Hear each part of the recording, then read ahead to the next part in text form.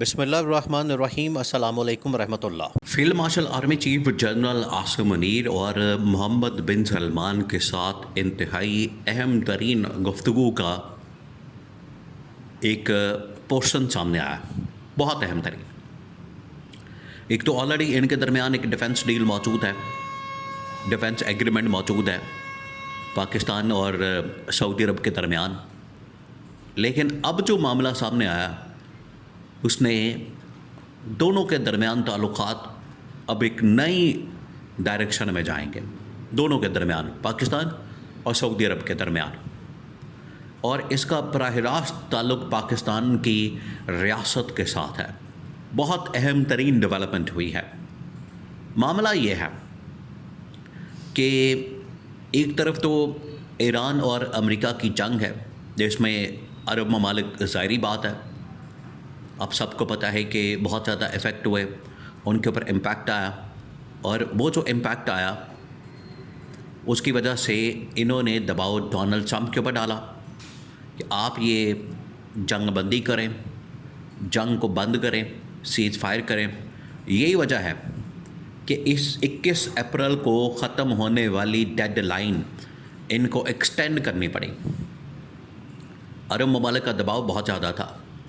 دوسرا، عرب ممالک آپس کے اندر بھی پراکسیز کے ذریعے مختلف علاقوں میں، یمن کے اندر، شام کے اندر، عراق کے اندر، سوڈان کے اندر پراکسیز کے ذریعے آپریٹ کرتے ہیں، وہاں پر ایک دوسرے کے خلاف محاذ کھولتے ہیں۔ یہی ایک محاذ سوڈان کے اندر یو اے ای اور سعودی عرب کے درمیان کھولا ہوا۔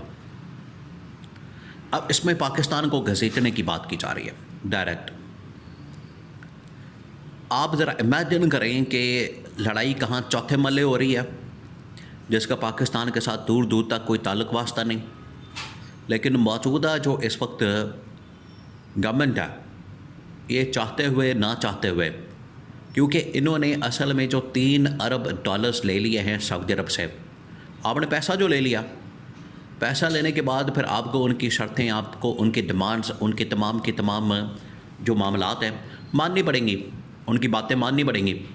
تو اب سعودی عرب موجودہ گورنمنٹ سے، یہ موجودہ گورنمنٹ کی سب سے بڑی نالائکی، نااہلی، کہ جب یہ پھر باہر جاتے ہیں، بھیک مانگتے ہیں، ان سے پیسہ مانگتے ہیں، وہ پھر اپنی مرضی کی ڈیمانڈز، اپنی مرضی کی شرائط ان کے سامنے رکھتے ہیں، پھر ان کے پاس کوئی آپشن نہیں ہوتا، انہیں پھر ماننا پڑتا ہے۔ اس شرط کے اوپر، کنڈیشنز کے اوپر، ان شرائط کے اوپر جو پورا ایک پیکج ہوتا ہے، ان کے اوپر عمل درآمد کرنا پڑتا ہے۔ سیم اس وقت صورتحال پیدا ہو چکے ہیں۔ یہ دیکھیں، بار بار عمران خان کا ذکر کیوں کیا جاتا ہے، آپ اس بات کو ذہن میں رکھیں۔ بار بار عمران خان کا ذکر اس وجہ سے ہوتا ہے کہ عمران خان کے دور کے اندر بھی پاکستان کو یہ کہا گیا کہ آپ جائیں ادھر یمن کی جنگ میں۔ اب یمن کے اندر سعودی عرب، یو اے ای آمنے سامنے تھے۔ عمران خان نے اس جنگ کے اندر جانے سے انکار کر دیا۔ عمران خان نے کہا کہ ہم ایک کسی ریاست کا، ملک کا ساتھ نہیں دے سکتے، ہم دونوں کے ساتھ ہیں، دونوں کے ساتھ ہمارے برادرانہ تعلقات ہیں، یو اے ای کے ساتھ بھی اور سعودی عرب کے ساتھ بھی۔ ہم یہ نہیں کر سکتے، یہ ہم افورڈ نہیں کر سکتے، ہمارے انٹرسٹ میں نہیں ہے۔ ان کو یہ ڈپلومیسی کرنی نہیں آ رہی۔ موجودہ جو اس وقت گورنمنٹ ہے، ان کا جو سب سے بڑا فیلئر ہے وہ کیا ہے؟ ویسے تو آپ کو پتہ ہے کہ ہر جگہ پر ان کی ناکامی، نالائکی، نااہلی نظر آتی ہے، ہر محاذ کے اوپر، اکنامک محاذ کے اوپر، پولیٹیکل محاذ کے اوپر، ہر جگہ آپ کو ان کی ناکامی، نالائکی نظر آتی ہے، اور ڈپلومیٹک محاذ کے اوپر بھی ان کی نالائکی اب آپ کے سامنے ہے کہ یہ ایک ڈیل نہیں کروا پا رہے۔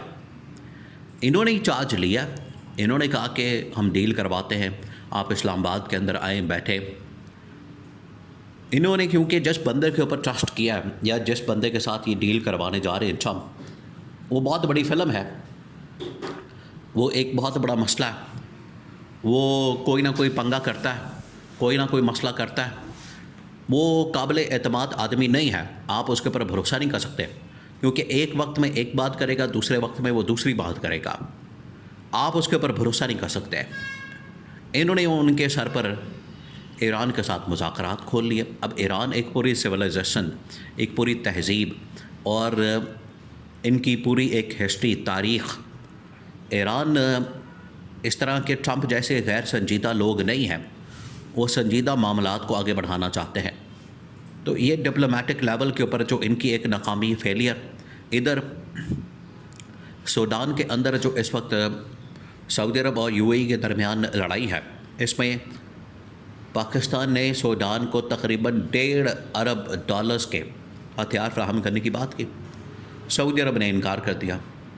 اب یہ دو طرح کی ڈیل تھی. ایک تو یہ کہ پاکستان کو اس سے بڑا فائدہ ہوتا، پاکستان کو $1.5 ارب کا فائدہ ہو جاتا، اور یہی $1 ارب کے لیے پاکستان امریکہ کے IMF کے ترلے کرتا ہے، اور $1.5 ارب یہاں سے پاکستان کو مل رہا تھا. لیکن سعودی عرب نے کہا کہ آپ سوڈان کے ساتھ ڈیل مت کریں، کیونکہ سوڈان کے ساتھ جس گروپ کے ساتھ آپ ڈیل کریں گے، ان کو اسلحہ وغیرہ فراہم کریں گے، وہ اینٹی سعودی عرب کام کرتے ہیں.